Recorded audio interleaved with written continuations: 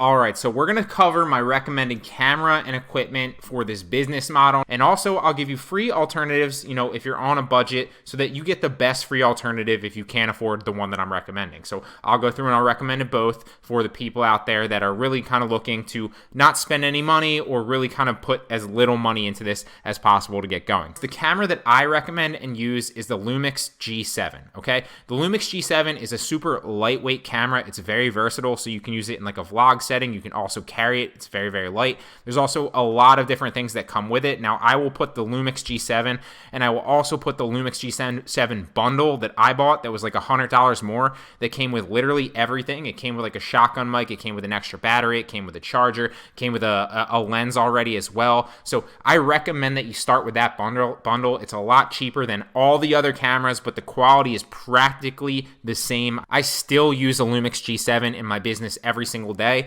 Now, I've since tried DSLRs because a couple of my friends that I network with have them. I personally don't notice any difference between the Lumix and the DSLR, if we're being completely honest. Now, the recommended in the industry, the recommended standard is the DSLR. It's a little bit more expensive, and obviously you're going to have to buy a lens for that most of the time.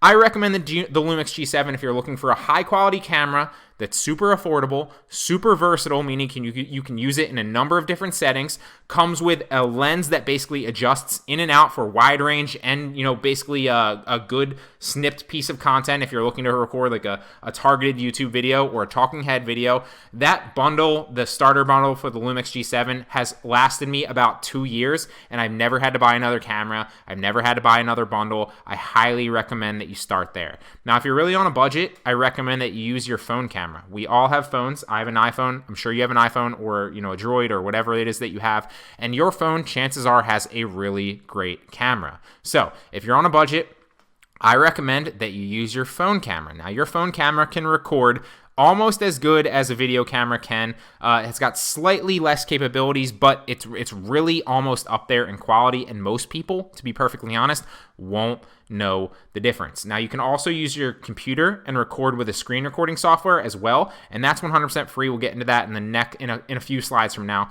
But like I said, if you're on a budget, just use a camera and get yourself a tripod that will hold your camera. A lot of them come with adjustments that will literally just hold your phone, and that's the best free alternative for you if you can't afford a camera, right? Then obviously too, if you have a computer or something like that, you can use screen recording software, and we'll talk about free alternatives for you when we get to that lecture. So moving on to mics and audio now. Now, I use and recommend the Blue Snowball microphone. Now, that's basically a plug-in microphone into your computer. Now, I started off with the recommended industry standard is actually also made by Blue, who's the company, and it's a Blue Yeti. I do not recommend the Blue Yeti. There have been so many people that have had issues with the Blue Yeti. It's a little bit more expensive. It's a little bit better quality when you get it working. And I'm not saying that if you can't get it working, but what I'm saying is the Blue Snowball mic is practically as good, and it comes with zero of the headache. I've bought 2 Yetis in my time, and I think they're both like $115 or something like that. Not worth it. 100% not worth it. They always came with an issue. They always came with a static issue that you had to kind of jump through hoops to, and I spent weeks of my life that I'll never get back trying to fix that. The Blue Snowball microphone, also made by Blue, practically as good. Literally just a plug-in microphone into your computer, and then you can use that audio quality to generally increase your audio quality so the people listening can hear better. That's literally what I'm talking to you right now through the computer and through the microphone is my Blue Yeti plugged into my computer, or my Blue Snowball plugged into my computer. Highly recommend the Blue Snowball. It's not that expensive. I want to say it's like $60 to $70. It's pretty cheap. You can probably find one on sale on eBay. Very, very cheap. Highly recommend that that's a route that you go. Your audio quality is paramount.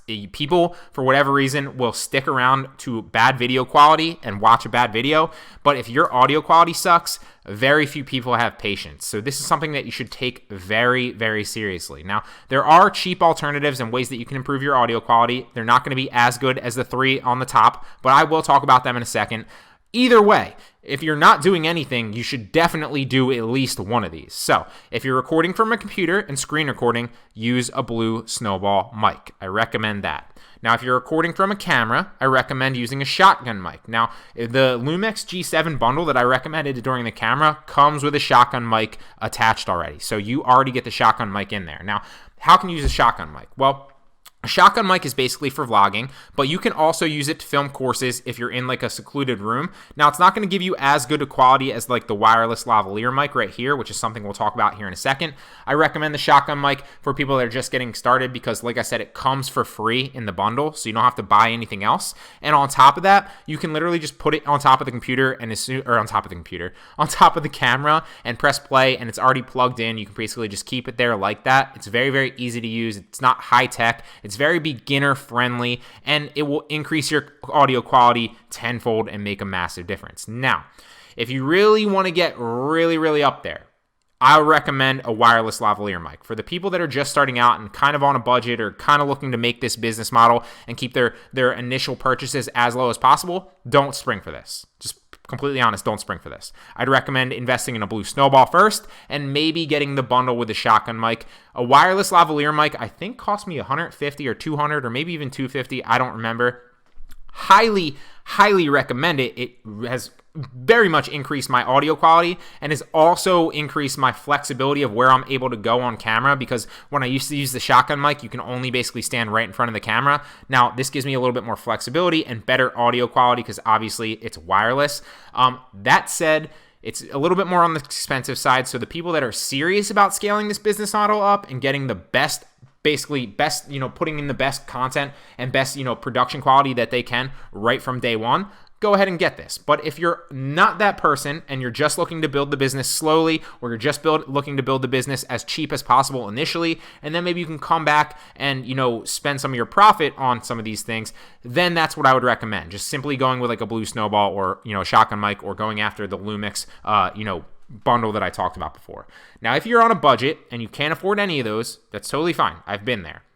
Use your iPhone headphones. I will pop a picture of my iPhone headphones up on the screen right now. Now, I built probably my first 10 to 15 Udemy courses and probably my first 100 or 150 YouTube videos with iPhone headphones. The audio quality wasn't amazing, but it was better than just than literally just using the recording and microphones on your computer, or literally just using the recording and microphones from your camera or your phone, right? Any headphone or any microphone, and your headphones have a microphone and it's going to be right next to your mouth if you're wearing them, any headphones will make a difference in your audio quality. So if you're on a budget, use your iPhone headphones. They're super, super cheap. 99.9% of us have them. If you have an iPhone, or even if you have like an Android, I'm sure it came with headphones. If it didn't, buy iPhone headphones. They're super cheap. I think you can get them for like 10 to 15 bucks. And if you don't want to use iPhone headphones, then you can buy a super cheap lavalier plug and play microphone. You can get them on Amazon for like $10-ish. I won't link any of those because if you just search for like plug-in lavalier on Amazon, it's like $10. It's like 15 max. You could probably find one for like, $2 to $3 on like a coupon site. Now, moving on to screen recording software. The screen recording software that I recommend is OBS. Now, I've used probably 5 to 10 screen recording softwares in my time, and I've paid ridiculous amounts for screen recording softwares, and I've also used free recording softwares. And even though I've paid a lot for screen recording softwares and ones that swear by like their quality and all the different things that they offer, I still find that OBS is the best one that's out there for me. Now, I'm using OBS currently. It's literally recording the screen as we speak right now. This is OBS. It's free. And I find that it's still the best. I mean, I'm being completely honest with you. It's better, in my opinion, than some of the good paid ones out there. I recommend OBS. It's free. Now, you will need to set it up. There's plenty of tutorials on YouTube on how to set it up. It might take you 5 minutes. It's very, very easy to set up. It's very beginner friendly. But if you need something that's more beginner friendly than OBS, it's literally just like you click a button and it records your screen. You don't have to set anything up. Then I recommend Screencast-O-Matic. Now, Screencast-O-Matic is what I started with. Now I use OBS. And with Screencast-O-Matic, you literally, like I said, just hit a button and it starts recording. Now, there is a free and a paid version for Screencast-O-Matic. The paid version is very, very cheap, and I think it's like $9 for the year or like $12 for the year. It's beyond cheap. But you can stick with the free version too. The only difference is the free version puts a little watermark down in the bottom left corner down here, and barely anyone's going to see it anyway. It says Screencast-O-Matic down here, and that's because you're using the free version. So there's a watermark, right? Now, that's the only difference. That and that you can only record for 10 minutes. So it cuts you off at 10 minutes. So when I used to use the free version of Screencast-O-Matic, like 2 years ago, when I hadn't put any money into this business at all and I was just recording, it would cut me off at 10 minutes and not tell me, right? So I might be be speaking for like 15 minutes and realize that the last 5 minutes of my video didn't get recorded. So just be careful if you're using the free version of Screencast-O-Matic. Understand that you only have 10 minutes to film a video if you're recording on your screen, right? So these are the two best screen recording softwares for beginners. Like I said, I recommend OBS for 99.9% of you, but if you're very, very, not techie and you need something very, very simple, use Screencast-O-Matic. And then my recommendation would be to, just pay for it. It's $12 a year. It's super cheap. Moving on to editing software. Now, I use Adobe Premiere Pro. That comes with on both Mac and PC. I know some of the Mac people out there are going to swear by Final Cut Pro.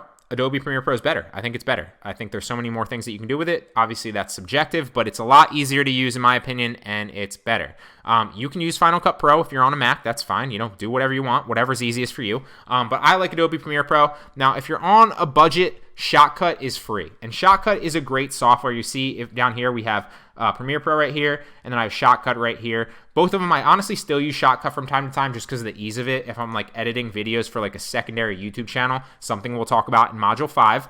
I don't necessarily pull out Adobe Premiere because I don't necessarily 100% care about the quality of that much. I'm just kind of clipping the videos that are already produced high quality on my Adobe Premiere, and I'm doing it very, very fast in Shotcut, and I don't necessarily care that much. So if you're like just looking for something on a budget, Shotcut is the best in my opinion, the best free editing software out there. Now, I have an entire Shotcut course and I have an entire Premiere Pro course, and they will also be linked in the very next lecture for you if you need to understand how to edit and basically clip content better.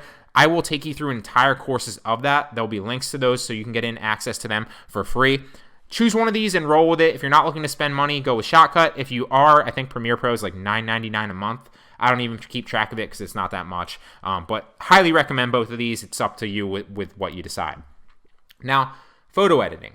Why is photo editing important? Why is it even on here, right? We're not doing any photo editing. We're obviously the video editing is important, like Premiere Pro and Shotcut, right? But why is photo editing up here? Well, photo editing is your thumbnails, right? So that's your course thumbnails and your YouTube thumbnails. So that's important on Skillshare. That's important on YouTube, and that's important on Udemy as well, right? So it's super important for creating great course thumbnails, which in the Udemy module specifically, we will talk about why that's super important for converting people and why it's going to sell your course more than anything else. Photo editing is crucial for courses both on Udemy and Skillshare. It is also super important for creating great YouTube thumbnails. Now, your YouTube thumbnail, just like your course thumbnail is going to be what sells your course the most, your YouTube thumbnail is going to be what entices people to click the most. It is super crucial. I'm not going to cover, too much into that right now because I cover that in depth in the modules, but highly recommend you invest into a photo editing, some form of photo editing. Now, the best one that I recommend is Photoshop. You'll see I have Photoshop down on the bottom.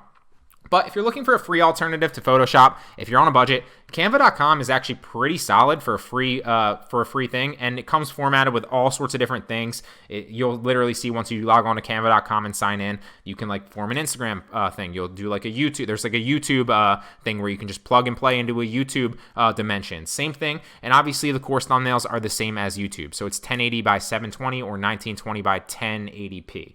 It's okay if you don't understand what I'm talking about right now. We'll get into that, so don't stress it. But so I recommend Photoshop. Now, there will be a Photoshop link directly above, but if you're going to go the Photoshop route, I think that's $9.99 a month. I also recommend Roberto Blake Starter Kit. Now, I'm affiliated with Roberto Blake Starter Kit, and yes, I make a slight commission when I recommend it. So that is not why I'm recommending this to you. I use Roberto Blake Starter Kit myself. It has paid me massive dividends in both time and quality of thumbnails for both YouTube and for Udemy and Skillshare. Now, what it basically is, put simply, is obviously it's a tutorial course teaching you photo editing, which I haven't actually gone through yet, but I plan to. But more importantly than anything, it's going to save you a lot of time in creating your thumbnails. How's it going to save you a lot of time, and how's it going to help you make better thumbnails?